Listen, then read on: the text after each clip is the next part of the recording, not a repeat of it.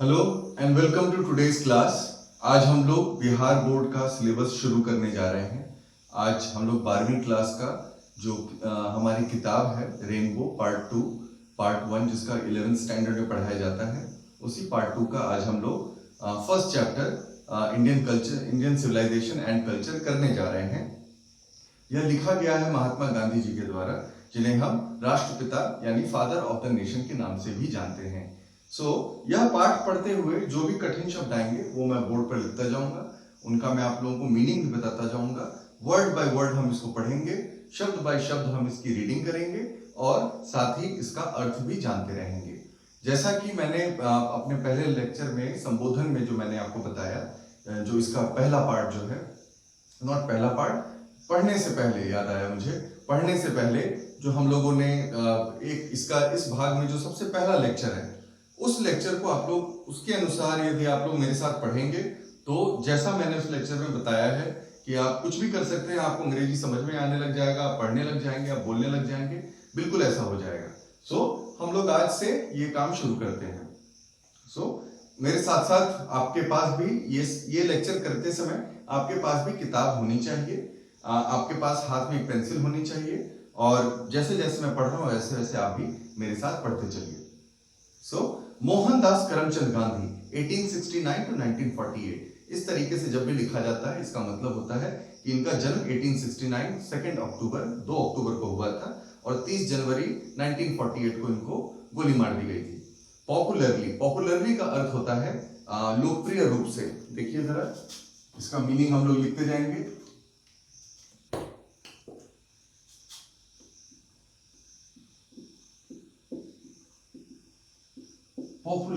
Popularly का अर्थ होता है लोकप्रिय रूप से। पॉपुलरली नोन एज बापू, ये लोगों के बीच में बापू के नाम से लोकप्रिय है। और the father of the nation, Hindi में कहें तो बापू, अंग्रेजी में कहें तो father of the nation. Was more a spiritual leader than politician. Spiritual मतलब आध्यात्मिक। देखिए, more of a spiritual leader, वो ज्यादा एक आध्यात्मिक गुरु थे बजाय इसके कि वो एक पॉलिटिशियन यानी राजनीतिक थे। He successfully used truth and non-violence as the chief weapons against the British rule in India and helped India gain independence. Successfully मतलब सफल रूप से, सफलतापूर्वक, उन्होंने सफलतापूर्वक सच्चाई, ट्रुथ यानी सच्चाई, नॉन वायलेंस मतलब अहिंसा, उन्होंने सफलतापूर्वक सच्चाई तथा अहिंसा को अपने चीफ वेपन्स, सबसे मुख्य उन्होंने उसे अपने हथियार बनाया, अगेंस्ट द ब्रिटिश रूल, किसके खिलाफ? ब्रिटिश रूल के खिलाफ, इन इंडिया, हिंदुस्तान में, and help India gain independence, और इस तरीके से उन्होंने हिंदुस्तान की मदद की कि वह अपनी आजादी को प्राप्त कर सके। फ्रॉम 1915 टिल 1948, 1948 तक और 1915 से लेकर के 1948 तक ही completely dominated Indian politics. Completely मतलब संपूर्ण रूप से,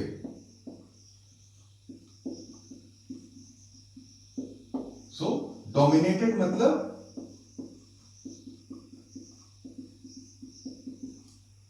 किसी चीज में सबसे प्रमुख रहना। डोमिनेट मतलब आप किसी के ऊपर सवारी करते हो, आप किसी के ऊपर विजय प्राप्त करते हो।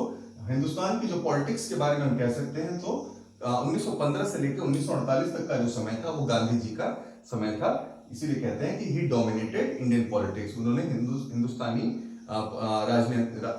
की राजनीति का उन्होंने प्रतिनिधित्व किया, उन्हीं का नाम सबसे पहले आता था। He died at the hands of a fanatic on 30th January 1948.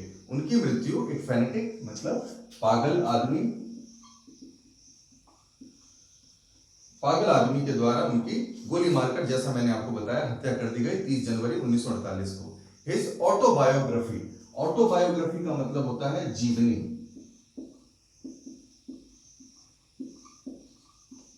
Autobiography मतलब जीवनी। His autobiography, My Experiments with Truth, सत्य की खोज, जिसको हिंदी में कहते हैं, and his numerous articles, numerous मतलब अनेक, न्यूमरस मतलब अनेक, so his numerous articles, articles मतलब जो उन्होंने अखबारों में जो लेख लिखते थे, आर्टिकल्स को हम लेख भी कह सकते हैं। यहां पर लिख लेते हैं, आर्टिकल्स मतलब लेख। सो उनके अनेक ऐसे लेख that he wrote for Young India and the speeches that he delivered on different occasions. So ये जो कि उन्होंने लिखे किसके लिए, यंग इंडिया, अंडरलाइन कर लीजिए यंग इंडिया। यंग इंडिया एक मैगजीन थी जो एक तरीके का लोगों के साथ संवाद करने का एक तरीका था, प्रिंटेड तरीका था, छपा हुआ छपी हुई पत्रिका थी। एंड द स्पीचेस, भाषण, स्पीचेस मतलब भाषण,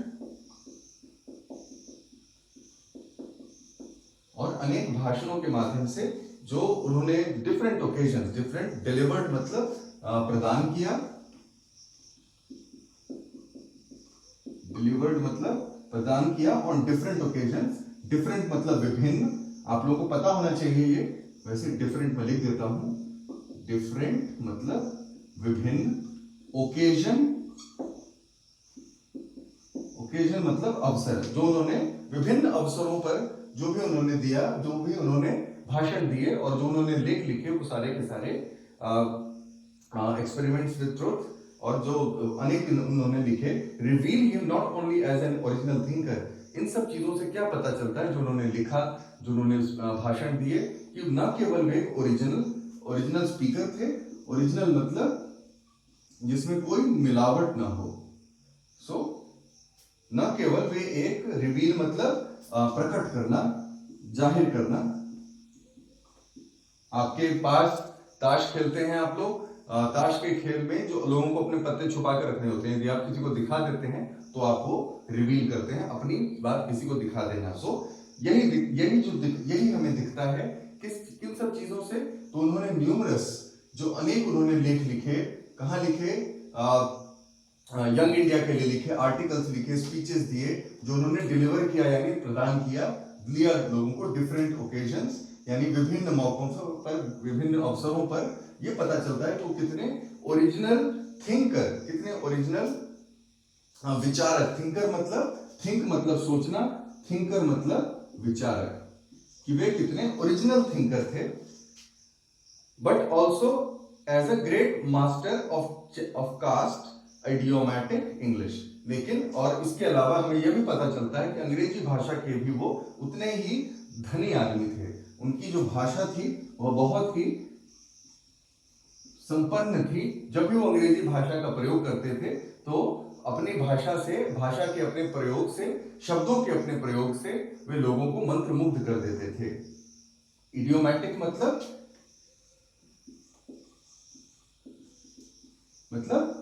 कि आप मसालेदार भाषा का, मसालेदार कहना गलत होगा, लेकिन अपने भाषा में आप लोगों को बांध लेते हैं, तरह तरह के मुहावरों का प्रयोग करते हैं, एग्जाम्पल्स देते हैं, उदाहरण देते हैं, ऐसी भाषा को हम इडियोमैटिक भाषा कहते हैं। In the following extract, extract मतलब होता है कि जैसे कोई लेख का जो मुख्य अंश होता है उसे हम एक्सट्रैक्ट कहते हैं।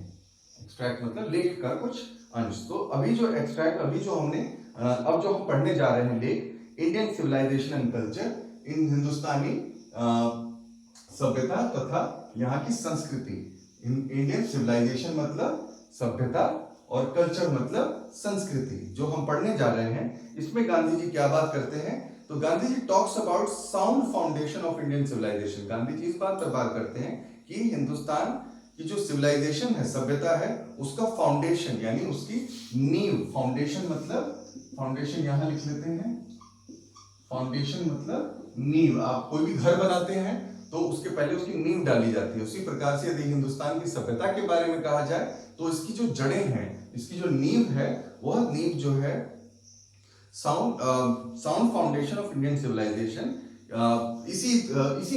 माफ कीजिएगा, इसी नींव के बारे में बात करते हैं वो, कि हिंदुस्तान की सभ्यता की जो नींव है वो कितनी मजबूत है। Which has successfully withstood passage of time, जिसने सक्सेसफुली यानी सफलतापूर्वक, सक्सेसफुली मतलब सफलतापूर्वक, आगे कहते हैं withstood, withstood मतलब इसने सफलतापूर्वक विदस्टूड अपने आप को बचाए रखा है। इस पूरे जितना भी सब कुछ चारों तरफ परेशानियां चल रही हैं, पूरे विश्व भर में समस्याएं चल रही हैं, सभ्यताएं खत्म हो जाती हैं, लेकिन इसने अपनी सभ्यता को विदस्टूड किया हुआ है। विदस्टैंड से विदस्टूड वर्ब है ये। द पैसेज ऑफ टाइम, समय के साथ, समय के थपेड़ों के साथ, समय के साथ अपने आप को ढालते हुए इसने सक्सेसफुली विदस्टैंड किया है। The western civilisation which has the tendency to privilege materiality cannot match the Indian civilization that elevates the moral being। Underline कर लीजिए इस चीज को। कहते हैं कि वेस्टर्न सिविलाइजेशन, पश्चिमी सभ्यता, which has the tendency, जिसकी यह आदत है, टेंडेंसी मतलब आदत हो जाना, झुकाव भी आप कह सकते हैं, जिसका झुकाव है किस तरफ है, टू प्रिविलेज मटेरियलिटी। तो प्रिविलेज मतलब सहूलियतें,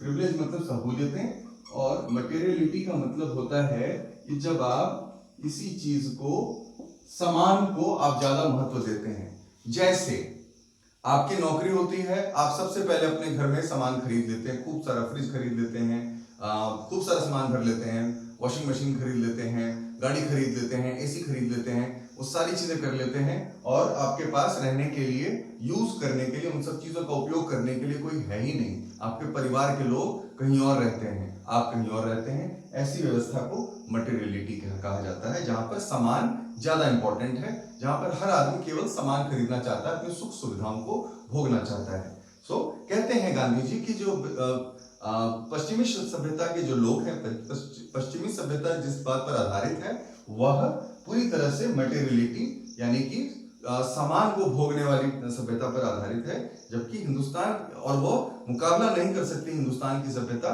क्योंकि हिंदुस्तान की सभ्यता, Indian civilisation that elevates the moral being, जबकि हिंदुस्तान की सभ्यता मोरल यानी नैतिक आधार पर आधारित है। मोरल मतलब नैतिक। अब हम इस पाठ को पढ़ना शुरू करेंगे, पर पाठ को पढ़ते पढ़ते यदि हमें नए शब्द मिलेंगे तो हम पुराने शब्दों को मिटाते भी जाएंगे, ताकि हम नए शब्दों को डाल सकें। आप इन सभी शब्दों के मीनिंग बीच में पॉज करके उन सबको एक एक करके लिखने की कोशिश करिए कि कैपिटल लेटर्स में लिखा जाए और कॉपी में एक लाइन छोड़ करके लिखा जाए। अब हम ये पाठ पढ़ना शुरू कर सकते हैं। इंडियन सिविलाइजेशन एंड कल्चर, भारतीय सभ्यता और यहाँ की संस्कृति। I believe that civilisation India has, माफ कीजिएगा, I believe that the civilisation of India, यहां पर गलत होना, सिविलाइजेशन और इंडिया के बीच में ऑफ लगना चाहिए। I believe that the civilisation of India has evolved is not to be beaten in the world. मुझे लगता है कि मेरा भरोसा, बिलीव मतलब मेरा यकीन, भरोसा, मैं इस बात पर विश्वास करता हूं, भरोसा करता हूं, that the civilisation of India, की हिंदुस्तान की सभ्यता, हैज इवॉल्व्ड मतलब धीरे धीरे विकास करना। हिंदुस्तान की सभ्यता ने धीरे धीरे विकास किया है, is not to be beaten in the world. हमारी हिंदुस्तान की जो सभ्यता जो विकसित हुई है, उसे पूरी दुनिया में कोई भी चुनौती नहीं दे सकता, कोई भी हरा नहीं दे सकता। Nothing can equal the seed sown by our ancestors. Nothing, कुछ भी नहीं इक्वल, कुछ भी नहीं, कोई भी चीज हमारी उन चीजों की बराबरी नहीं कर सकती कि जो हमारे मन में जो बीज हमारे पूर्वजों ने बोए हैं, उस चीज की बराबरी दुनिया में कोई सभ्यता कर ही नहीं सकती। रोम चला गया, Greece shared the same fate, Greece का भी वही भाग्य हुआ, ग्रीस के भी भाग्य में बर्बाद होना ही था। फेट मतलब भाग्य, फेट लिख लीजिए, फेट मतलब भाग्य।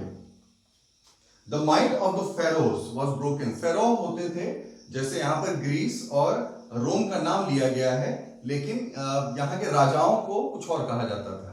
तो फेरो राजा को कहा जाता था। कहां के राजा को कहा जाता था? तो मिस्र के राजाओं को फेरो कहा जाता था। और यहाँ पर माइट का मतलब शक्ति है। माइट का मतलब शायद भी होता है और माइट का मतलब शक्ति भी होता है। माइट यहाँ पर हमारा शक्ति दिखाने वाला शब्द है।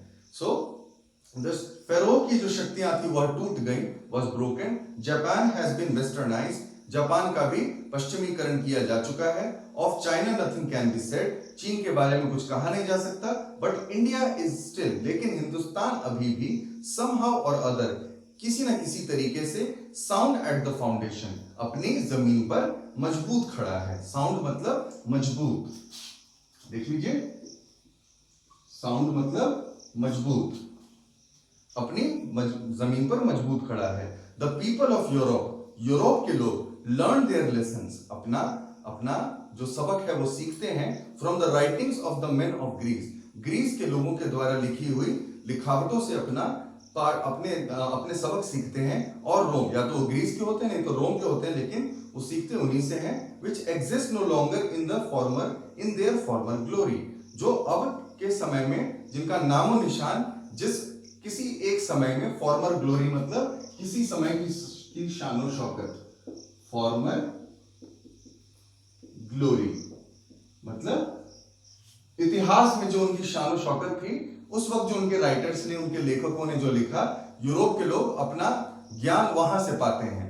और वह ज्ञान का जो स्रोत है, जो रोम और ग्रीस है, वो आज की डेट में मिट चुका है, पूरी तरह से खत्म हो चुका है।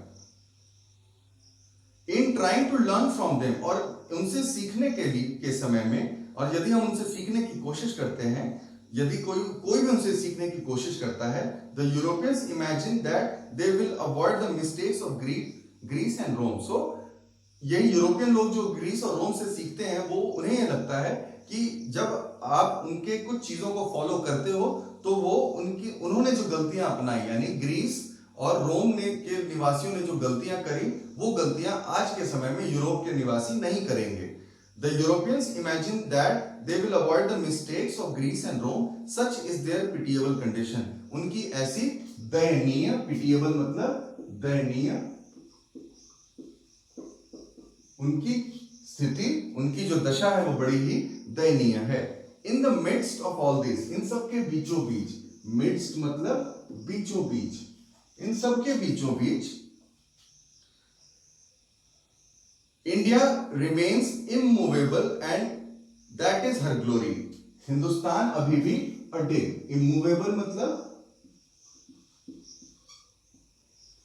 अडिग, हिंदुस्तान अभी भी अडिग है, और यही उसकी ग्लोरी, ग्लोरी मतलब शान, यही उसकी शान है। सो गांधी जी हमारे देश के बारे में बता रहे हैं कि किस प्रकार से यूरोप के लोग सिर्फ ग्रीस और रोम के पीछे उनकी बातों को मानते रहते हैं, और रोम और ग्रीस का तो नामो निशान मिट चुका है। जबकि यूरोप के लोग ये सोचते हैं कि आज के समय में वो उस समय के लोगों के द्वारा की गई गलतियों को नहीं दोहराएंगे। लेकिन अगर वो ऐसा सोचते हैं तो वो बहुत ही, या उनकी सोच पर हमें दया आती है, उनकी सोच पर हमें मतलब उनकी जो स्थिति है उस पर हमें बहुत दया आती है। लेकिन हिंदुस्तान के साथ ऐसा नहीं है। वह अपनी मजबूत जड़ों के कारण, वह जड़ें जो हमारे पूर्वजों ने हमारे अंदर में जो बीज बोए थे, उन बीजों की जो जड़ें वो इतनी गहरी हो चुकी हैं कि आज के समय में हम हिंदुस्तानियों को इस सभ्यता पर गर्व होना चाहिए। आगे देखिए क्या कहते हैं। It is a charge against India that her people are so uncivilised, ignorant and stolid. यह हम पर यह आरोप लगता है, चार्ज मतलब आरोप लगता है। It is a charge against India, against मतलब विरुद्ध। सो हम हिंदुस्तानियों के विरुद्ध एक आरोप लगता है दैट कि हर पीपल की, इसके लोग आर सो अनसिविलाइज्ड, यहां के लोग कितने अनसिविलाइज्ड। अनसिविलाइज्ड मतलब आप समझ सकते हैं, अनसिविलाइज्ड जैसे सभ्य कहते हैं सिविलाइज्ड को, अनसिविलाइज्ड मतलब यहाँ के लोग हम हिंदुस्तानियों पर यह आरोप लगता है कि यहाँ के लोग बड़े ही असभ्य होते हैं। अनसिविलाइज्ड, इग्नोरेंट, इग्नोर मार देते हैं, किसी भी बात का इग्नोर मतलब नजरअंदाज कर देते हैं। इंपॉर्टेंट कोई चीज होती है उसको हम नजरअंदाज कर देते हैं। जैसे अभी सोशल डिस्टेंसिंग का फॉर्मूला चल रहा है, लेकिन हम लोग अक्सर अनेक जगहों पर इसको इग्नोर कर देते हैं, इग्नोरेंट कर देते हैं। सो एंड स्टॉलिड, स्टॉलिड का मतलब जरा पीछे देखिए, किताब के पीछे में देखिए जरा, स्टॉलिड का अर्थ होता है, देखिए शुरू में ही आपको मिल जाएगा, स्लो विटेड। स्लो विटेड मतलब जो कम बुद्धिमान हो, यहाँ के लोग कम बुद्धिमान। ये देखिए इंपॉर्टेंट शब्द है, यहाँ के लोग कम बुद्धिमान, कम अकल होते हैं, नजरअंदाज कर देते हैं चीजों को, असभ्य होते हैं। What we have tested and found true on the anvil of experience. So जिसे हमने समय के थपेड़ों के साथ, अगर जब हमने इसका टेस्ट लिया है, जब इस चीज का, इस हमारी इस जो विदेशों में जिसे असभ्यता कहा जाता है, उस चीज का जब समय ने हम पर टेस्ट लिया है, तो हम लोग हमेशा इस पे विजयी हुए हैं। सो that it is not possible to induce them to adapt any changes. So हमें induce मतलब प्रेरित करना। हम लोग ऐसे हैं कि हमें किसी भी चीज को, बदलाव को लाने के लिए हमें प्रेरित नहीं किया जा सकता। That it is not possible to induce them to adopt any changes. हमें कोई बदलाव हम जल्दी नहीं ला सकते अपने चाल चलन, अपने व्यवहार में। It is a charge against our merit. यह हमारी मेरिट मतलब यह हमारी योग्यता के खिलाफ एक बहुत बड़ा आरोप है। What we have tested and found true, जो हमने टेस्ट किया, जिसका समय के साथ हमने, जैसे जैसे समय बीतता चला जाता है, वैसे वैसे लोगों के तौर तरीकों की, लोगों के व्यवहार की, बातचीत का भी अंदाजा, उसकी भी परीक्षा हो जाती है। तो जैसे इसी को कहते हैं समय की परीक्षा। लेकिन जिस प्रकार से हमारी समय ने परीक्षा ली है और हमने यह सच पाया है, The anvil of experience. Anvil का मीनिंग पीछे देखिए, anvil का मीनिंग देखिए क्या दिखता है, a metal block on which a blacksmith shapes metal object with hammer. यह किसी लोहार के लिए एक बेस का काम करता है, जिसके ऊपर में वह किसी भी बर्तन को या किसी भी चीज को, हथियार को एक आकार देता है। सो यहाँ पर हमें अपने एनिमल ऑफ एक्सपीरियंस, हमने अपने जो हमारा अनुभव है, उस अनुभव को की तुलना लोहार के उस सामान के साथ की गई है, जिस सामान पर वह अपने औजार तेज करता है या अपने औजार बनाने की, उनको बेहतर करने की, रिपेयर करता है, उनकी मरम्मत करता है। वही हमारा काम, हमारे लिए, हमारी सभ्यता के लिए वह काम हमारा एक्सपीरियंस यानी अनुभव कर देता है। वी डेयर नॉट चेंज, हमें बदलना भी नहीं चाहिए। खबरदार, डेयर का मतलब होता है खबरदार। सो हमें खबरदार कि हमें बदलना भी नहीं चाहिए। Many thrust their advice upon India. Thrust मतलब थोपना। कई लोग अपना विचार जो है वो हम पर थोपने की कोशिश करते हैं। Thrust का मतलब थोपना। Many thrust their advice upon India. वो अपनी advice यानी अपने सुझाव हिंदुस्तान के ऊपर थोपना चाहते हैं। And she remains steady. और जबकि हिंदुस्तान सबकी सुनता सबकी है, लेकिन करता अपने मन की है। स्टेडी मतलब स्थिर रहना। स्टेडी लिख लेते हैं कहीं पर, यहां लिख लेते हैं, स्टेडी मतलब स्थिर। देखो हाथ, दिस इज स्टेडी, स्थिर है। Excuse me, this is her beauty, और यही इसकी खूबसूरती, यही इसकी खास बात है।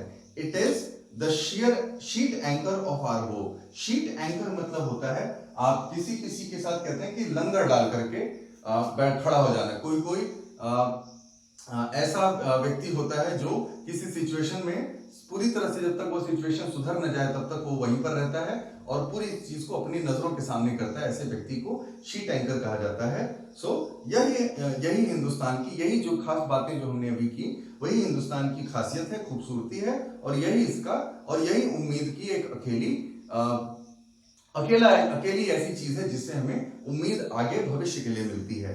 Civilisation is that mode of conduct which points out to man that path of duty, to man the path of duty. So civilisation, सभ्यता, इज दैट मोड, वह चीज है, वह विचार है, मोड ऑफ कंडक्ट, यह एक काम करने का तरीका है, बात व्यवहार का तरीका है, which points out to man the path of duty, जिससे लोगों को अपने कर्तव्य का भान होता है। यानी कर्तव्य और सभ्यता, ये दोनों आपस में एक दूसरे से जुड़े हुए हैं। परफॉर्मेंस ऑफ ड्यूटी, अपने कर्तव्य का पालन करना, एंड ऑब्जर्वेंस ऑफ मोरालिटी, और नैतिकता का पालन करना, आर कन्वर्टेबल टर्म्स, और ये एक दूसरे के द्योतक हैं। जैसे एक सिक्के के दो पहलू होते हैं, ठीक उसी प्रकार से परफॉर्मेंस ऑफ ड्यूटी, कर्तव्य का पालन, एंड ऑब्जर्वेंस ऑफ मोरालिटी, और नैतिकता का पालन, नैतिकता को मानते हुए, नैतिकता को सम्मान करते हुए यदि आप अपने कर्तव्य का पालन करते हैं तो यही ये दोनों जो बातें हैं वो एक ही तरफ आपको लेकर जाती हैं। To observe morality is to attain mastery over our minds and our passions. So नैतिकता का जब हम पालन करते हैं तो नैतिकता का पालन करने के समय to attain mastery over our mind, जिसके माध्यम से हम अपने मन के ऊपर, जिसको कहते हैं मन बड़ा कोमल होता है, सदा नीचे की तरफ भागता है, उस कोमल मन को मास्टरी यानी उसके ऊपर कंट्रोल करना, उसके ऊपर नियंत्रण करने की बात, तथा एंड आवर पैशंस, और जो हमारे झुकाव होते हैं, जो हमारे जो पैशन होता है, उन सभी चीजों को नियंत्रित करने का काम हम इसी के माध्यम से कर सकते हैं। आगे देखें क्या कहते हैं। So doing we know ourselves, इस प्रकार से जब हम कार्य करते हैं तो हमें अपने आप को जानने का, अपने आप को पहचानने का मौका मिलता है। The Gujarati equivalent for civilisation means good conduct. So जो Gujarati equivalent for civilisation, Gujarati भाषा में इक्विवेलेंट का मतलब होता है के बराबर।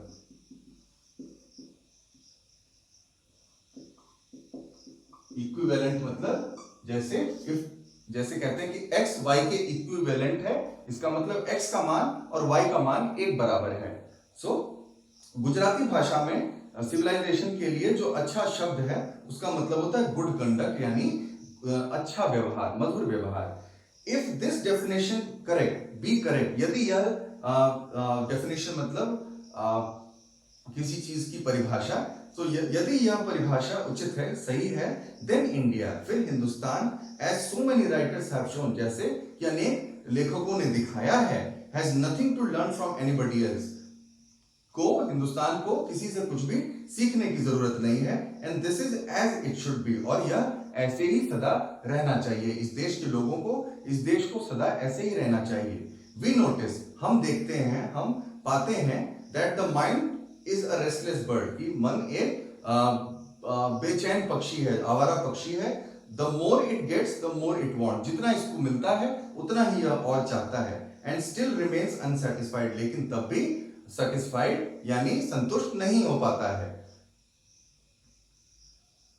और सदा असंतुष्ट रह जाता है। The more we indulge in our passions, indulge मतलब किसी चीज में शामिल होना। सो जितना हम अपने आप को शामिल करते हैं, इंडल्ज करते हैं,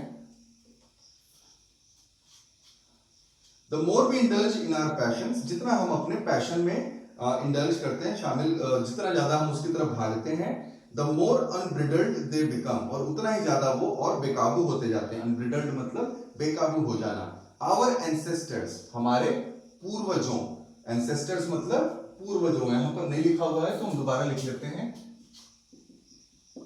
एंसेस्टर्स मतलब पूर्वजों, हमारे पूर्वजों ने क्या किया,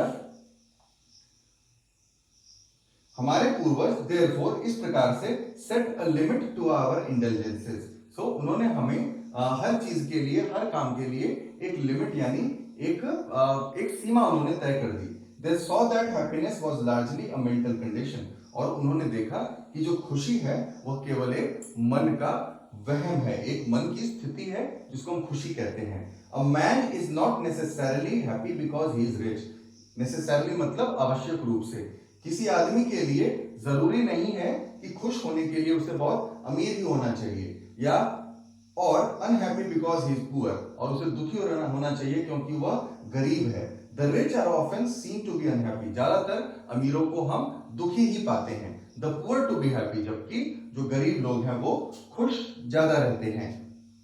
millions will always remain poor, अनेक लोग, करोड़ों लोग सदा गरीब ही रहेंगे। ऑब्जर्विंग ऑल दिस, यह सब देखते हुए, our ancestors dissuaded us from luxuries and pleasures, हमारे पूर्वजों ने हमें लग्जरीज यानी भोग विलासिता की चीजें, एंड प्लेजर्स और सुख की चीजों को से डिसुएड यानी देखो दूर करना होता है। डिसुएड मतलब एडवाइज्ड अगेंस्ट, परसुएडेड अगेंस्ट, किसी को बताना कि यह सब चीजें गलत हैं, यह सब चीजें, इन सब का प्रयोग जो है वो सीमित मात्रा में किया जाना चाहिए।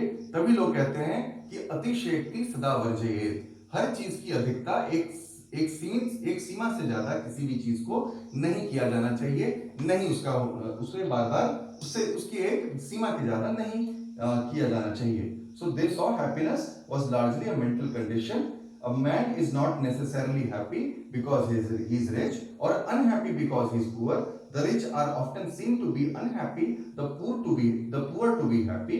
Millions will always remain poor. Observing all this, our ancestors dissuaded us from luxuries and pleasures. So इसका अर्थ हम लोग एक बार जान चुके हैं, एक बार मैंने आपको पढ़ के भी सुना दिया है। We have managed with the same kind of plow as existed thousands of years ago. हम अभी भी उन्हीं किस्म के हल और बैलों का नाम नहीं लिया गया है, हलों के साथ काम चला रहे हैं जिनका प्रयोग हजारों वर्षों पहले किया जाता था। अब यहाँ पर मैं आपसे कहूंगा कि आप अपने मन में धारणा ना बनाइए कोई, मैं आपसे कहूंगा कि इसमें जो जानकारी दी गई है उसके ऊपर जरा ध्यान दीजिए। गांधी जी कहते हैं इस लेख के माध्यम से कि हम अभी भी उन हलों के साथ ही अपना काम चला सकते हैं जो हमारे पूर्वज हजारों वर्षों से करते चले आ रहे हैं, जिनका उपयोग वो हजारों वर्षों से करते चले आ रहे हैं। We have retained the same kind of cottages that we had in former times in our indigenous education remains as before. So we have retained मतलब बचाकर रखना, retained मतलब बचाकर रखना, तो हमने वैसे ही किनको बचाकर रखा है? The same kind of cottages, उसी किस्म की झोपड़ियों को हमने बचाकर रखा है that we had in former time, जैसा कि हमारे यहाँ सैकड़ों वर्षों पहले से बनते चले आ रहे हैं। And our indigenous मतलब होता है स्वजनित, अपने देश में ही बनाया हुआ। इंडिजिनस मतलब स्वजनित, आपके देश में जो स्वयं जो चीज बनती है उसे हम इंडिजिनस कहते हैं। जैसे अभी आप लोग सुनते होंगे तेजस के बारे में, तेजस एक हिंदुस्तान का इंडिजिनस प्रोडक्ट यानी उत्पाद है। आगे देखें। ये कहा जा रहा है कि गांधी जी ये कहते हैं कि हम उन्हीं हलों का इस्तेमाल कर सकते हैं जो हमारे यहाँ हजारों वर्षों से है। हमारे घर जो झोपड़ियां बनती थी, फूस की जो बनती थी, उनका प्रयोग भी हम लोग सैकड़ों वर्षों से करते चले आ रहे हैं। जो indigenous education remain the same as before, we have retained that we had in former times, and our indigenous education system remains the same as before. और हमारा indigenous मतलब हमारी जो शिक्षा व्यवस्था है जो गुरुकुल के समय से चलती चली आ रही है, वह भी ऐसी की ऐसी ही छोड़ देनी चाहिए। We have had no system of life corroding competition. हमारे यहाँ जिंदगी का स्तर घटाने का कोई प्रतियोगिता नहीं चल रही है। जिंदगी का स्तर घटाने का मतलब कि हम जब गांव के लोग बड़े खुश, शहर के लोगों को लगता है कि गांव के लोग बड़े खुश होते हैं, और एक्चुअली ऐसा है भी। गांव के लोगों को सुबह उठने के कारण और रात को जल्दी सोने के कारण कोई बीमारी नहीं होती। तो ऐसी कैसी व्यवस्था है जिसमें लोग बीमार ज्यादा पड़ते हैं, जिसमें लोगों का जो शारीरिक फिटनेस होता है, जो फिजिकल फिटनेस होता है, वो कमजोर हो जाता है। ऐसी कैसी व्यवस्था है? इस तरीके की व्यवस्था से तो हम पीछे की तरफ जा रहे हैं। इसका मतलब हम लोग पश्चिमी देशों की अगर हम लोग नकल करते हैं, उनका अगर हम लोग काम करने के तरीके को यदि हम नकल करके अगर हम अपने जीवन में उसी व्यवस्था को अगर ढालने की कोशिश करते हैं, तो हम इसको विकास नहीं कह सकते। एक तरीके से यह हमारे मनोविकार का नतीजा है। आगे देखें क्या कहते हैं। Each followed his own occupation or made and ये यहाँ पर मिसप्रिंट है। Each followed his own occupation or made and charged a regular wage. यहाँ पर एक ऐसी व्यवस्था है जहां पर हर व्यक्ति के पास अपना करने के लिए काम है और उस काम के लिए बदले उसको रेगुलर वेज यानी नियमित वेतन मिलता है। It was not that we did not know how to invent machinery. ऐसा नहीं है कि हमें मशीनों का आविष्कार करना नहीं आता, but our forefathers knew that, लेकिन हमारे पूर्वज जानते थे। If we set our heart after such thing, कि यदि हमने इन चीजों के पीछे अपना ध्यान लगाया, इन चीजों को विकसित करने में अगर अपना ध्यान लगाया, we would become slaves and lose our moral fibre, तो हम लोग इस व्यवस्था के गुलाम बन जाएंगे और हमारा नैतिक तौर पर जो हम एक दूसरे से जुड़े हुए हैं वह जुड़ाव हमारा समाप्त हो जाएगा। दे देयरफॉर उन्होंने इस प्रकार से आफ्टर ड्यू डेलिब्रेशन बहुत सोच विचार करने के बाद डिसाइडेड दैट इस बात का फैसला किया क्या we should only do what we could with our hands and feet हमें वही करना चाहिए जो हम अपने हाथ और पैरों से कर सकते हैं They saw that our real happiness and health consisted in a proper use of our hand and feet. उन्होंने देखा कि हमारी real happiness, सच्ची खुशी, सच्ची प्रसन्नता and health और स्वास्थ्य consisted in a proper use. यदि हम अपने हाथ पैरों का, यदि अपने शरीर का से मेहनत करें, इस्तेमाल करें, सही दिनचर्या अपनाएं, तो consisted in a proper use of our hands and feet. So हमें खुशी और प्रसन्नता और हमारा स्वास्थ्य तभी मिलेगा जब हम अपने हाथ पैरों का इस्तेमाल करेंगे और उनसे काम करेंगे, बैठे नहीं रहेंगे एक जगह पर, कुछ ना कुछ काम करते रहेंगे। सो ऐसे लोगों का स्वास्थ्य आप लोग हमेशा देखेंगे कि ऐसे लोगों का स्वास्थ्य हमेशा अच्छा रहता है। दे फर्दर रीजन उन्होंने आगे भी इस पर सवाल पूछे। रीजन मतलब प्रश्न पूछना, रीजन मतलब प्रश्न पूछना, तर्क वितर्क करना। दे फर्दर रीजन उन्होंने आगे तर्क वितर्क क्या किया that large cities were a snare and useless encumbrance and that people would not be happy in them.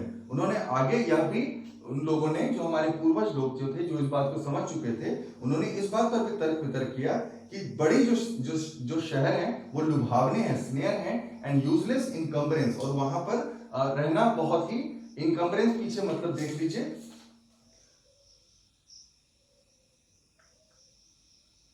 Burden. Encumbrance मतलब होता है बोझ। वहां पर रहना जो है वो बेकार का बोझ है। आप लोग जानते हैं शहरों में 20-20 माले 25-25 माले की बिल्डिंग होती है। एक जो घर के लोग होते हैं वो दूसरे घर के लोगों को जानते तक नहीं, बात तक नहीं करते, तो वहां पर हंसी खुशी बांटने की बात को बाद में होती है।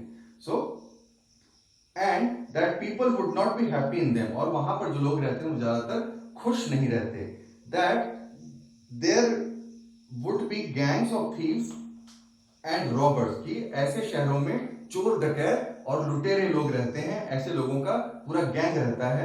prostitution वेश्यावृत्ति and vice flourishing।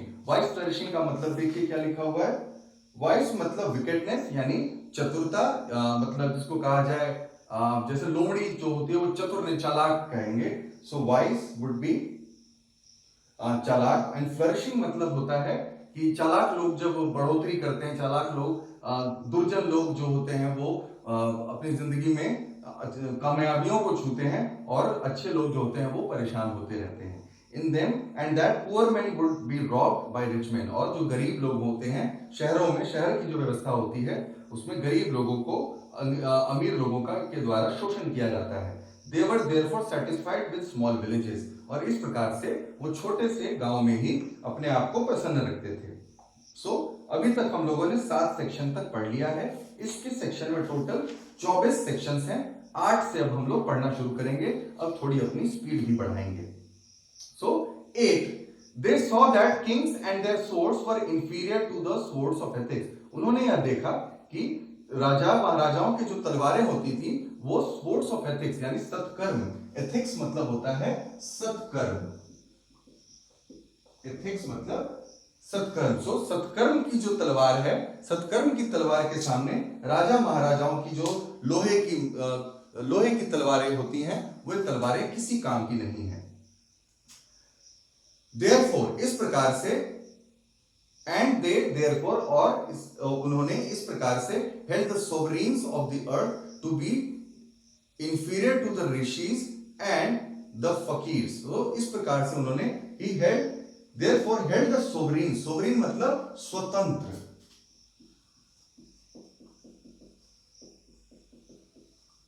sovereign मतलब जो व्यक्ति किसी के कंट्रोल में ना आ सके, ऐसा व्यक्ति जो स्वतंत्र हो। so held the sovereign of the earth, स्वतंत्र लोग जो हैं to be inferior to the rishis, जो स्वतंत्र लोग हैं वो ऋषियों से बेकार हैं। और फकीर मतलब ये एक तरीके से हमें कह रहे हैं कि ऋषियों का जीवन और फकीरों का जीवन सर्वोत्तम है। A nation एक देश with a constitution like this जिसके पास ऐसा संविधान हो is fitter to teach others than to learn from others। वह इस काबिल है कि वह दूसरों को सिखा सके बजाय कि उसे दूसरों से सीखना पड़े। This nation had courts, इस देश के पास अदालतें हैं, लॉयर्स वकील हैं, एंड डॉक्टर्स, और इनके पास चिकित्सक लोग भी हैं, but they were all within bounds, लेकिन ये सभी लोग आपस में बंधे हुए हैं। Everybody knew that these professions were not particularly superior, हर किसी को पता है कि यह जो प्रोफेशन है यह लोगों की परेशानी में होता है। आप किसी खुशी के मौके पर किसी डॉक्टर के पास नहीं जाएंगे या किसी लॉयर के पास नहीं जाएंगे, आदमी की मजबूरी होती है तभी वो इनके पास जाता है। इसीलिए वो ऐसे काम करते थे कि गांधी जी के अनुसार हमारे पूर्वजों ने इस बात को सुनिश्चित किया कि हमारे मन में बात रहे कि हमें ऐसे लोगों के पास नहीं जाना चाहिए, हमें ऐसा काम ही नहीं करना चाहिए कि हमें ऐसे लोगों के पास जाना पड़े, और हमें अपने स्वास्थ्य को बेहतर रखना चाहिए, आपस में लोगों से सद्भाव से रहना चाहिए ताकि लॉयर की जरूरत नहीं पड़े, स्वास्थ्य की रक्षा करेंगे तो डॉक्टर की जरूरत नहीं पड़ेगी। सो यही बात हमारे पूर्वज कहते थे। मोरोवर, हालांकि these vakils and vaids did not rob people, हालांकि ये जो वकील होते हैं और जो वैद्य लोग होते हैं ये लोगों को नहीं लूटते। दे वर कंसिडर्ड पीपल्स डिपेंडेंट्स, ये तो लोगों पर ही आधारित है, इनका जो व्यवसाय है वह तो लोगों से ही चलता है। नॉट देयर मास्टर्स, और ये लोग लोगों के मास्टर्स नहीं है, उनके मालिक नहीं है, उनके लोगों की परेशानियों में ही इनकी आजीविका है। जस्टिस वॉज टोलरेबली फेयर, जो न्याय है, टोलरेबली मतलब आप किसी चीज को स्वीकार कर लेते हैं, उसे हम टोलरेबली कहते हैं। कहां लिखा जाए? यहां लिख लेते हैं, टोलरेबली मतलब आप किसी चीज को स्वीकार कर सकते हैं। जो न्याय है वह तो स्वीकार योग्य है। The ordinary rule was to avoid courts, लेकिन ऑर्डिनरी मतलब सामान्य, यहां लिख लेते हैं, ऑर्डिनरी मतलब सामान्य। लेकिन सामान्यतया लोगों को कोर्ट अदालतों का चक्कर नहीं लगाना चाहिए। There were no touts to lure people into them, अदालतों में आपको कि कोई मतलब बहला फुसला करके नहीं ले जा सकता। टाउट्स मतलब जो लोग स्वांग करते हैं, जो लोग नौटंकी करते हैं, उन्हें जो लोग ड्रामा करते हैं और ड्रामा करके लोगों को बहला फुसला लेते हैं, उन्हें हम टाउट्स कहते हैं। टाउट्स यहां पर लिख भी सकते हैं, टाउट्स मतलब ड्रामा करने वाले, झूठ बोल करके एक्टिंग करने वाले। कोई भी एक्टिंग करके आपको कोर्ट के अंदर लेके नहीं जा सकता। दिस एविल, यह जो पाप है, to was noticeable only in and around capitals, और यह जो कोर्ट जो होते हैं, जो अदालतें होती हैं, वो कहीं पर कभी भी जहां कहीं पर भी आप देखेंगे गांव में अदालतें नहीं होती, अदालतें केवल शहरों में, राजधानियों में पाई जाती हैं। The common people lived independently and followed their agricultural occupation. They enjoyed true home rule. यदि आम आदमी, किसी भी देश का आम आदमी lived independently, यदि स्वतंत्र रूप से रहता है, and followed their agricultural occupation, और अपनी खेती बाड़ी के व्यवसाय, occupation मतलब व्यवसाय, लिख लीजिए, occupation मतलब व्यवसाय, और खेती बाड़ी के अपने व्यवसाय को करता है, तो they enjoy true home rule, उन्होंने सचमुच में स्वराज को पा लिया है। नंबर 9 शुरू करेंगे। The Indian civilisation as described by me, इस प्रकार से जो हिंदुस्तान की सभ्यता है, जिसकी अगर मैं व्याख्या करूं, डिस्क्राइब्ड बाय मी, मेरे से अगर व्याख्या अगर आप करवाएं, तो has been so described by its votaries, इसकी व्याख्या इसके वोटरीज के द्वारा की जा चुकी है। वोटरीज का मतलब होता है डिवोटीज, यानी देशभक्ति, यानी इस देश के जो भक्त हैं वो लोग ही हिंदुस्तान की जो सिविलाइजेशन है, हिंदुस्तान की जो सभ्यता है, उसका पहले से ही व्याख्या कर चुके हैं। आपको मेरी व्याख्या की कोई आवश्यकता नहीं है। In no part of the world, दुनिया को कोई भी ऐसा हिस्सा नहीं है, एंड अंडर नो सिविलाइजेशन, और ऐसी कोई भी सभ्यता नहीं है, have all main attend perfection, जहां के सभी लोग एकदम परफेक्ट हो, सबके सब एक नंबर हो, ऐसा बिल्कुल नहीं है।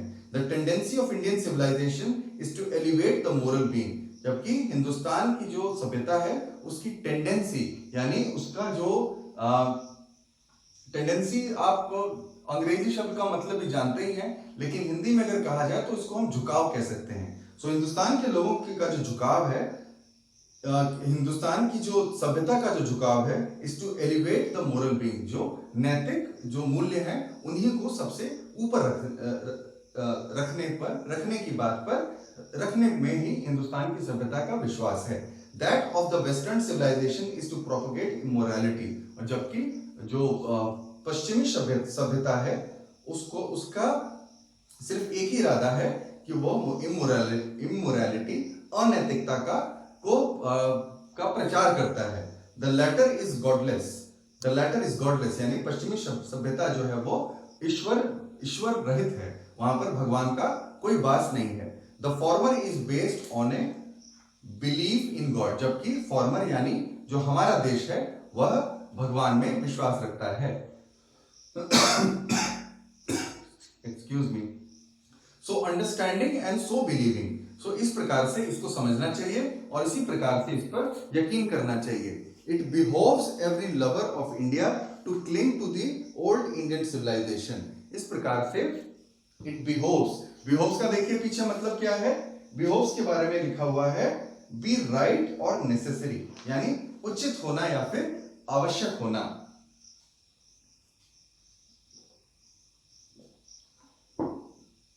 सो it behoves every lover of India, ये हिंदुस्तान के सभी लोगों को लोग जो हिंदुस्तान से प्रेम करते हैं उनके लिए जरूरी हो जाता है to cling to the old Indian civilization, की वो पुरानी हिंदुस्तानी सभ्यता को अपने से सीने से लगा कर करके, क्लिंग मतलब सीने से लगा कर रखना, CLING, क्लिंग मतलब सीने से लगा करके रखना, कि वो इस अपनी सभ्यता को सीने से लगा करके रखें।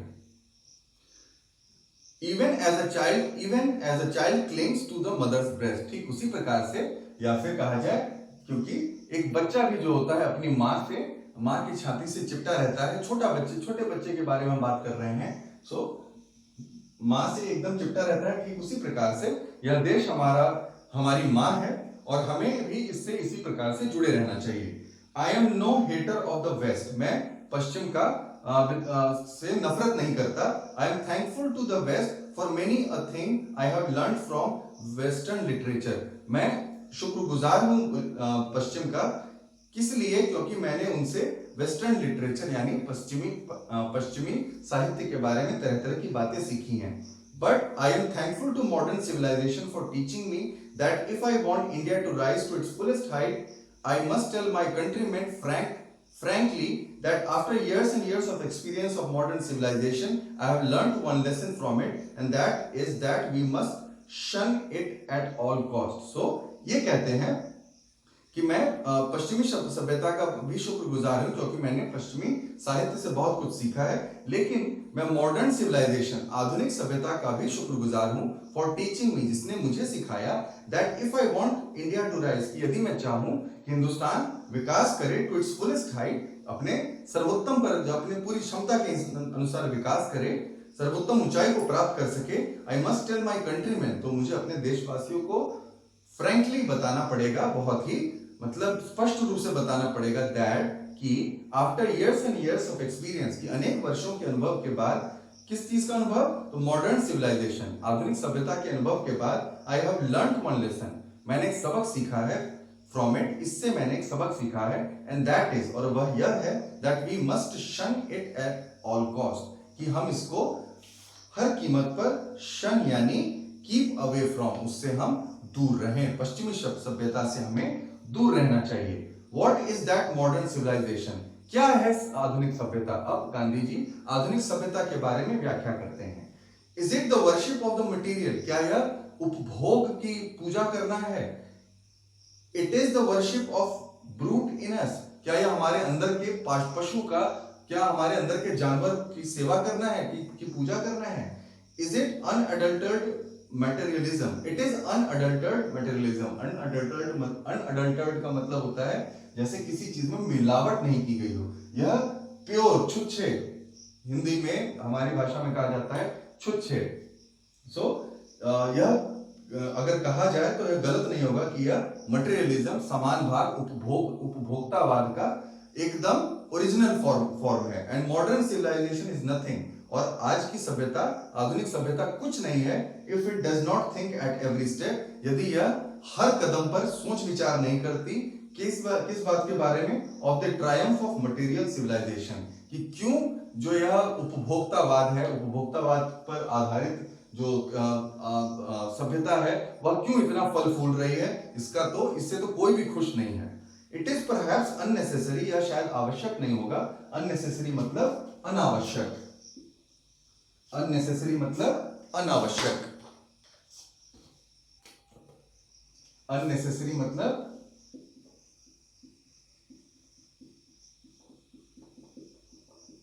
unnecessary मतलब अनावश्यक. So it is perhaps unnecessary, यह शायद, perhaps मतलब शायद, आवश्यक नहीं होगा, if not useless, यदि यह बेकार नहीं है कम से कम, तो to weigh the merits of the two civilizations, कि हम दोनों civilizations यानी दोनों सभ्यताओं को आपस में तौल करके देख लें. आप इसके बारे में बोल लो, हम उसके बारे में बोल लेते हैं, आप दोनों सभ्यताओं के बीच में देखें क्या चीज कहते हैं. It is likely that the West has evolved a civilization suited to its climate and surroundings. यह बहुत हद तक संभव है कि जो पश्चिम है उसने अपनी सिविलाइजेशन, सभ्यता, इवॉल्व का विकास किया जो कि उसके क्लाइमेट यानी जलवायु एंड सराउंडिंग्स, आसपास के क्षेत्र को ध्यान में रख करके किया गया. उसी हिसाब से उसने अपने सिविलाइजेशन यानी कि जलवायु के हिसाब से लोग जो टोपोग्राफी है, जो वहाँ का जो जमीन की जो संरचना है उसके अनुसार उन्होंने अपनी सिविलाइजेशन यानी सभ्यता का विकास किया. It is likely that the West has evolved a civilization suited to its climate and surroundings, and similarly, और इसी प्रकार से we have a civilization suited to our conditions. हमने भी अपनी सभ्यता को अपनी परिस्थितियों के अनुसार ढाला है. हमारी सभ्यता भी जो है वो हमारी परिस्थितियों के अनुसार ही ढली है. And both are good in their own respective spheres, और दोनों अपनी अपनी जगह पर respective spheres मतलब अपनी अपनी जगह पर उचित हैं. The distinguishing यानी distinguishing माने एक, यानी इन दोनों के बीच में जो अंतर स्थापित करने वाला जो कारण है. अब हम कुछ शब्दों को मिटा देते हैं.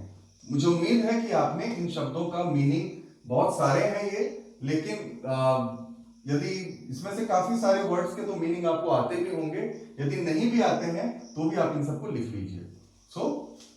कुछ को मिटा देते हैं हम.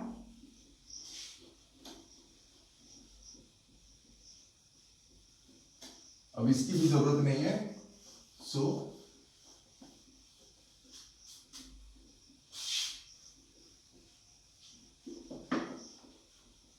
आई होप आप लोगों को ये सेशन से काफी बहुत मदद मिलेगी. यदि आप लोग इस सेशन के अनुसार काम करेंगे तो यकीन मानिए 3 से 4 महीने में आपको पता चल जाएगा कि आप क्या कर रहे हैं. आगे बढ़ते हैं.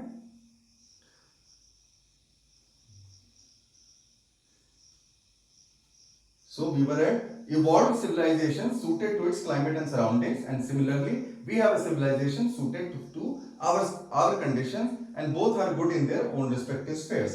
13 से शुरू कर रहे हैं. The distinguishing characteristic, distinguishing मतलब अंतर स्थापित करने वाला.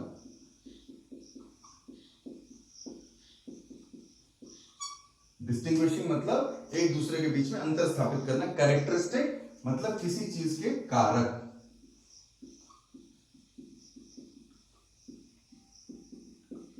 मतलब किसी चीज के कारक. The distinguishing characteristic of modern civilization is an indefinite multiplicity of human wants. अब यहाँ पर ये आदमी की जरूरतों के बारे में कह रहा है कि किस प्रकार से आदमी की जरूरतें बढ़ती चली जाती है, और इसी के कारण ये जो मॉडर्न सिविलाइजेशन है, आधुनिक सभ्यता है, उसमें इस चीज को प्रमुखता से दिखाया गया है. The characteristic of ancient civilization, जो पुराने समय की प्राचीन सभ्यताएं थी, उनके क्या कारक हुआ करते थे. Is an imperative restriction upon and a restrict regulation of these wants, कि इंपेरेटिव स्वाभाविक रूप से इन जरूरतों को, जो हमारे जो इच्छाएं हैं, उनको कंट्रोल, उनको नियंत्रित करने के ऊपर ज्यादा जोर दिया जाता था. द मॉडर्न और वेस्टर्न इनसैशिएबलनेस, इनसैशिएबलनेस मतलब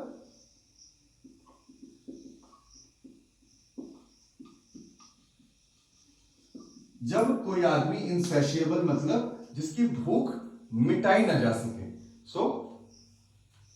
कहते हैं द मॉडर्न और वेस्टर्न इनसैशिएबलनेस, यानी कि आधुनिक या फिर पश्चिमी जो भूख है, जो रुक नहीं रही है, arises really from want of living faith in a future state and therefore also in divinity.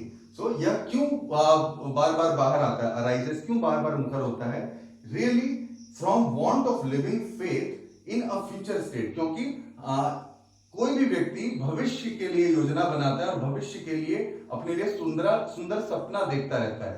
अपना प्रेजेंट जो है उसके ऊपर ध्यान नहीं देता और भविष्य के लिए ये सब चीजें करता रहता है। सो इसी के बारे में गांधी जी कहते हैं।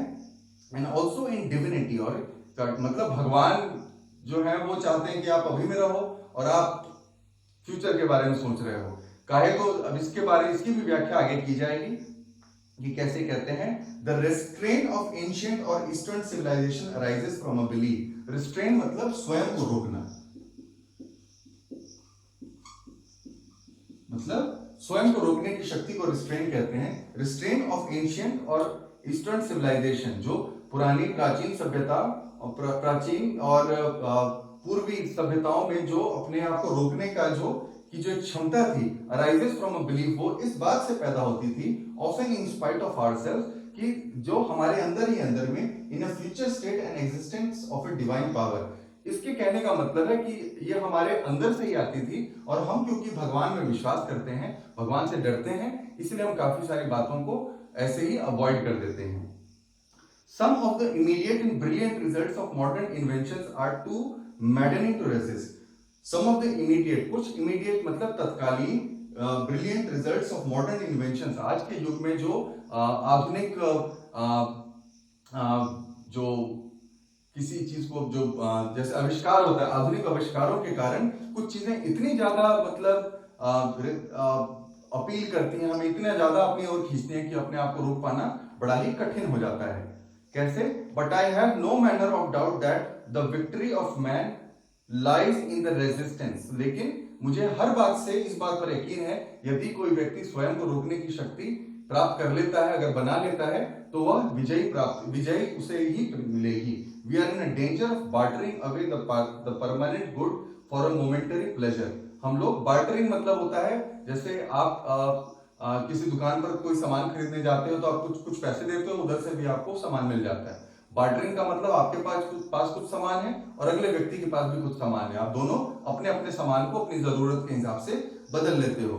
सो हम क्या कर रहे हैं, हम एक अभी के तत्कालिक सुख के लिए, तत्कालिक फायदे के लिए हम फ्यूचर का जो हमारा जो नुकसान है उसको हम एक दूसरे से बदल रहे हैं, मतलब तत्कालिक सुख प्राप्त कर रहे हैं ताकि फ्यूचर में हमें नुकसान ही नुकसान हो।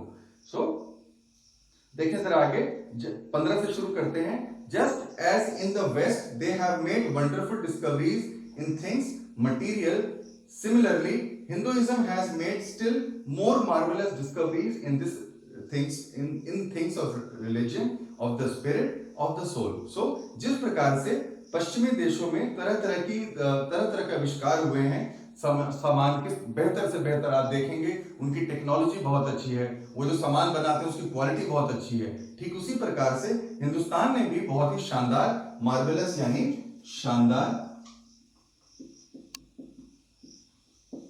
मार्वेलस मतलब शानदार, कुछ ऐसे आविष्कार किए हैं जो किस क्षेत्र में है, जो धर्म के क्षेत्र में है। स्पिरिट मतलब हमारी आत्मा के क्षेत्र में है, ऑफ द सोल, और हमारी आत्मा से संबंधित है।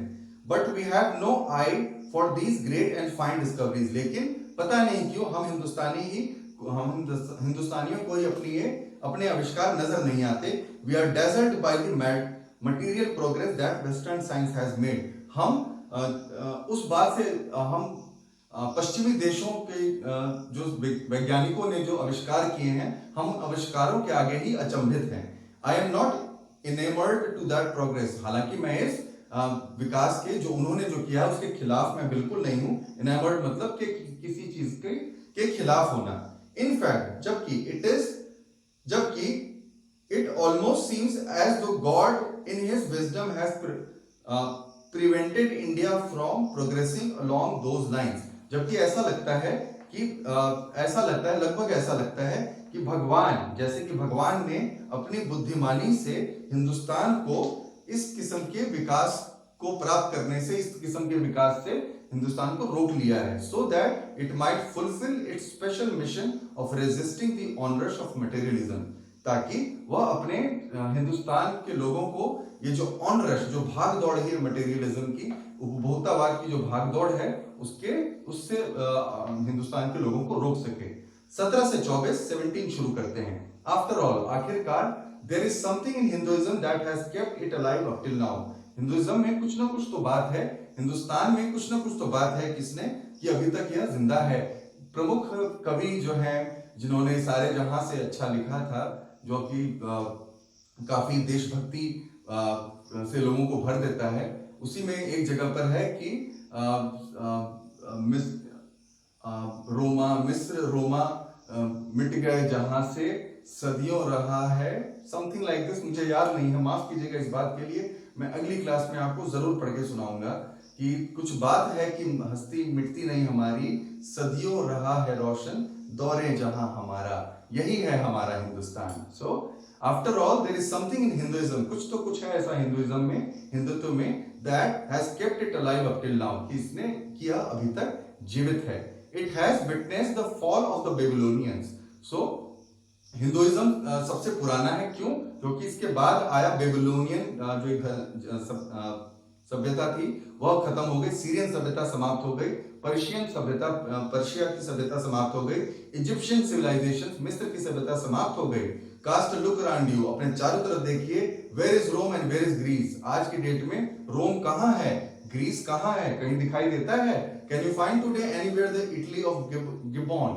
सो आज के डेट में आप कभी भी, गिबॉन एक राजा था, एक सभ्यता के समय की बात हम कह रहे हैं, उस समय के इटली को आप देख सकते हैं, और रादर द एंशिएंट रोम, या क्या आप पुराने रोम के लोगों को भी आप देख सकते हैं, उसके सभ्यता के अनुसार कुछ भी चारों तरफ घटित होता हुआ देख सकते हैं। फॉर रोम वाज इटली, जैसे कि रोम इटली था। गो टू ग्रीस, आप ग्रीस चले जाइए, where is the world famous Attic civilization, कहाँ है वो एटिक सिविलाइजेशन, एटिक सभ्यता कहाँ है जो पूरी दुनिया में विश्व विख्यात था? देन कमिंग टू इंडिया, उसके बाद हिंदुस्तान पर आते हैं। Let one go through the most ancient records and the look around you and you would be contrary to say, आप अपने चारों तरफ पुराने प्राचीन से प्राचीन रिकॉर्ड यानी दस्तावेजों पर नजर डाल लीजिए, चारों तरफ दौड़ भाग कर देख लीजिए, जहां तक आपकी नजर जाती है नजर दौड़ा करके देख लीजिए, और you would be constrained to say, और आप यह कह पाएंगे कि yes I see here ancient India still living। और आप यह हिंदुस्तान आइए, सब जगह देखने के बाद, पूरा विश्व घूमने के बाद, सारा रिकॉर्ड खंगालने के बाद आप हिंदुस्तान आइए, आप देखेंगे कि आज भी हिंदुस्तान वैसा ही है जैसा प्राचीन समय में हुआ करता था। ट्रू, सत्य है। देयर वर डंग हीप्स, की बहुत बकवास, बहुत ही स्टुपिडिटी हुई है, बहुत ही हमने खराब काम भी किए हैं। टू हियर एंड देयर, यहाँ वहां बहुत सारे इतिहास में ऐसे उदाहरण हैं जो कि उचित नहीं है, जो हिंदुस्तानियों की साख पर बट्टा लगाते हैं। माफ कीजिएगा।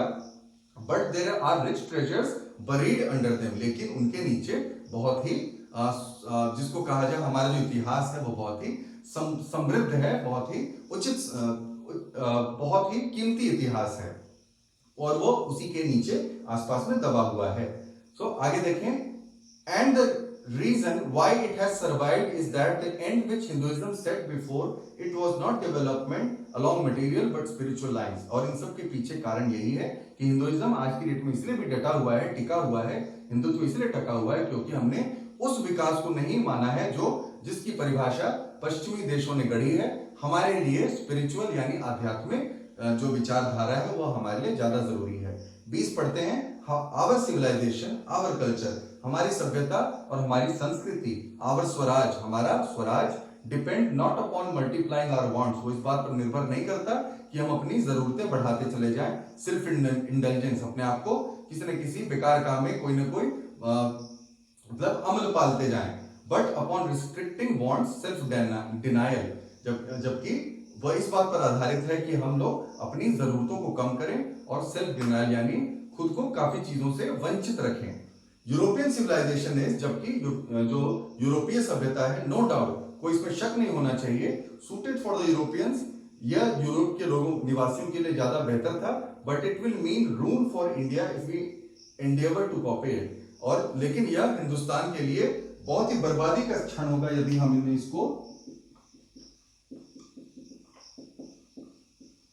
एंडेवर मतलब प्रयास, यदि हमने इसको अपनाने का प्रयास भी किया तो हमारे लिए यह बहुत ही खराब बात होगी, बहुत ही बेकार बात होगी। आगे पढ़ते हैं। This is not to say that we may not adopt and assimilate whatever may be good and capable of assimilation by us। इसका मतलब यह नहीं है कि हमें हर चीज को मना कर देना चाहिए, हमें उन चीजों को मान लेना चाहिए। असिमिलेट मतलब अपने व्यवहार का हिस्सा बनाना चाहिए। असिमिलेट मतलब अपने व्यवहार में उसको डालते जाना, अपने व्यवहार में लाना। हमें उन सब चीजों को अपने व्यवहार में लाना चाहिए जो चीज हमारे लिए अच्छी है। As it does not also mean that even the Europeans will not have to part with whatever evil might have crept into it. इसका मतलब यह नहीं कि यूरोप के निवासियों ने भी इसको इसी तरीके से मान लिया होगा जिस तरीके से हमें आज दिखाई देता है। उन्होंने अपने हिसाब से बदलाव किया है, तो हमें भी अपने हिसाब से बदलाव करना चाहिए। सो आगे देखें,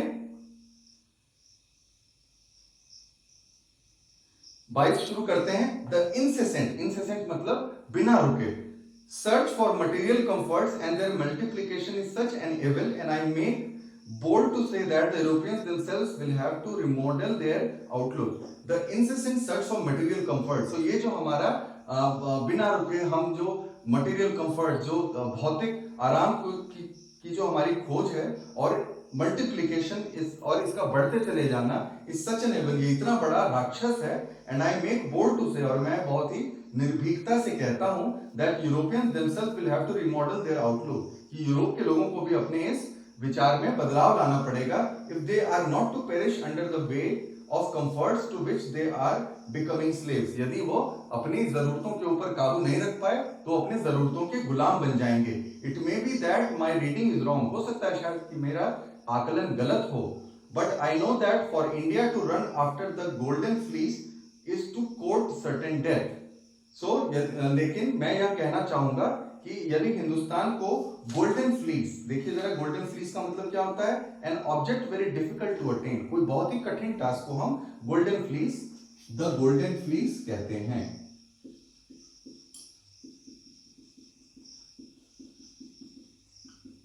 मतलब कठिन लक्ष्य।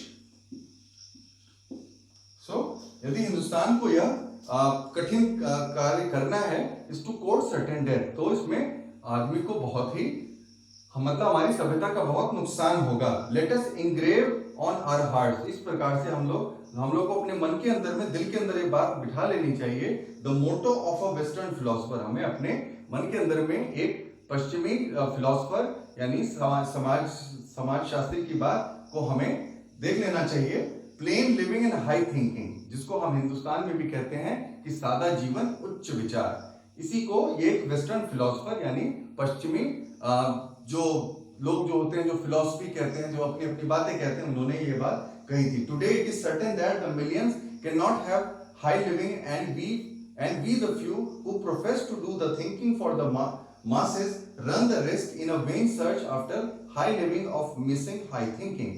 So आज यह निश्चित है, today it is certain, आज यह निश्चित है that the millions cannot have high living, कि हर एक जो है करोड़ों लोगों के पास, अनेक लोग जो हैं, हर एक व्यक्ति के पास हाई लिविंग यानी उच्च विचार नहीं आ सकता, उच्च जीवन नहीं आ सकता। एंड वी द फ्यू, और जबकि हम कुछ लोग who profess to do the thinking, जो यह भविष्यवाणी करते हैं कि हाँ हम आपके लिए विचार करेंगे, सोचने का काम हम समाज के लिए करते हैं। For the masses run the risk, हमारे ऊपर एक खतरा है, इन अ वे कि कहीं बेकार ही ना हो जाए, सर्च आफ्टर हाई लिविंग, कि हम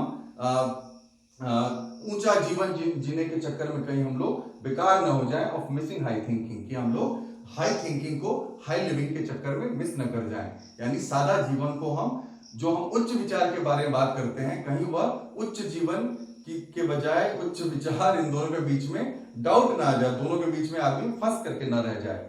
23rd नंबर शुरू कर रहे हैं। सिविलाइजेशन, सभ्यता is the real sense of term, यह एक सचमुच में उचित बात है, जो यह एक ऐसी बात है, consist not of the multiplication, जिसके अंदर में इन अपनी जो इच्छाएं हैं उनका बढ़ते रहना नहीं होता, but in the deliberate and voluntary restriction of bonds, जबकि जानबूझ करके इसमें जानबूझ करके मान करके और यह ऐसा समझते हुए कि यह अच्छा काम है, धर्म का काम है, अपनी जरूरतों को बहुत ही लिमिटेड यानी नियंत्रित रखा जाता है।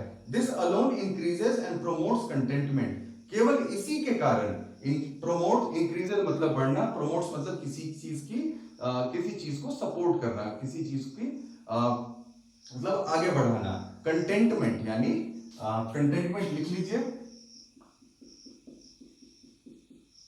कंटेंटमेंट मतलब होता है संतोष। हमारे अंदर संतोष की भावना बढ़ाने के लिए इतना ही काफी है। Real happiness and capacity for service, जिसके माध्यम से हम सचमुच में खुशी पा सकते हैं और सेवा भाव हमारे अंदर में आएगा। कब आएगा? जब हम अपनी जरूरतों को कम करेंगे, सादा जीवन उच्च विचार की भावना को अपनाएंगे। 24 लास्ट आर्टिकल है ये। A certain degree of physical harmony and comfort is necessary. ऐसा नहीं है कि आराम आदमी को नहीं चाहिए, लेकिन सर्टेन डिग्री, निश्चित आराम और फिजिकल हार्मनी और आपस में लोगों के बीच में सद्भाव सद्विचार हर किसी को चाहिए। But above a certain level it becomes a hindrance instead of help. लेकिन यदि एक सीमा से ज्यादा यदि ये बढ़ जाता है तो यह रुकावट ज्यादा लगता है, बजाय इसके कि इससे हमारी कोई मदद हो पाए। Therefore, इस प्रकार से the deed of creating an unlimited number of wants and satisfying them seems to be a delusion and ये मिसप्रिंट है यहाँ पर। इस प्रकार से अपने लिए अपनी इच्छाओं को असीमित करते जाना और उनको अपनी इच्छाओं को संतुष्ट करते जाना एक तरीके से डिल्यूजन मतलब भ्रम, जिसको हम कह सकते हैं। यह अपने आप को भ्रम करने के अपने मतलब खुद ही को हम भ्रमित करने के जैसा कर रहे हैं। The satisfaction of one's physical needs, एक आदमी की भौतिक आवश्यकताओं को सेटिस्फाई यानी उनको उन इच्छाओं की पूर्ति करते रहने के बाद, even the intellectual needs of one's narrow self, यहां तक कि जो इंटेलेक्चुअल यानी बुद्धिजीवी लोग भी जो होते हैं उन्हें भी इस चीज पर डाउट है। सो इवन द इंटेलेक्चुअल लिखा हुआ है मतलब बुद्धिजीवी, यहां तक कि बुद्धिजीवी भी जो है needs of one's narrow self, वो भी यही कहते हैं कि आदमी को अपनी जरूरतों को कम करना चाहिए। Must meet a certain point a dead stop, और अपनी जरूरतों को एक समय के बाद डेड स्टॉप यानी खत्म कर देना चाहिए। Before it degenerates into physical and intellectual voluptuousness. So इसके पहले कि यह आपको फिजिकल भौतिक तौर पर और कल्चरल मतलब सांस्कृतिक तौर पर सांस्कृतिक परिस्थितियों में ये आपको बेकार, एक लाइन मिस हो गया है। इट डीजनरेट्स मतलब किसी चीज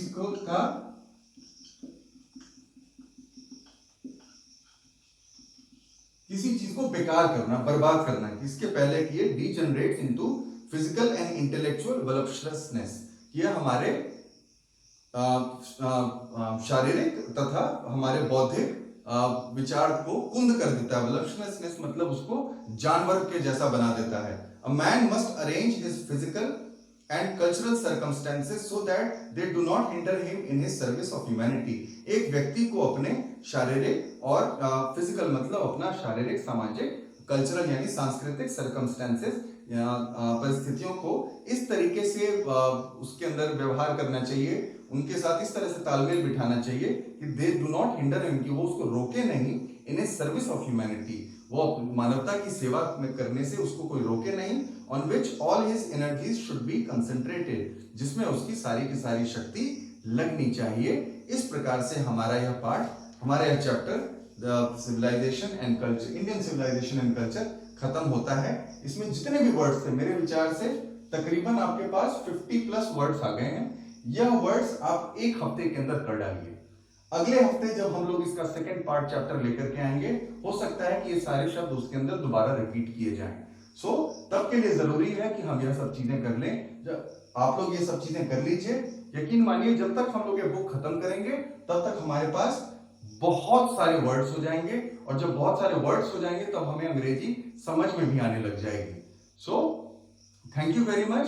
ये सेशन थोड़ा लंबा हो गया है, लेकिन आई होप कि आपने एंजॉय किया होगा, मजा आया होगा पढ़ने में इस पाठ को। अगर आपको ये पसंद आया तो इसको लाइक करिए, सब्सक्राइब करिए। कोई मन में सवाल आता है तो कमेंट करिए, कोई प्रश्न आता है मन में हमसे पूछ डालिए। हमें बड़ी प्रसन्नता होती है जब हमें अपने छात्रों के सवालों का जवाब देने का मौका मिलता है, और हम आगे भी अगले लेवल पर भी लेकर के जाना चाहेंगे। ये तो केवल 12वीं क्लास का है, आगे हम लोग कंपटीशन के लिए भी इंग्लिश की क्लासेस लेकर के, रिकॉर्डेड क्लासेस आपके सामने लेकर आएंगे। तब तक के लिए धन्यवाद। आप सभी लोगों का दिन शुभ रहे, मेहनत करते रहिए, पढ़ाई करते रहिए, एक न एक दिन सफलता आपके कदम चूमेगी। तब तक के लिए thank you, goodbye, take care.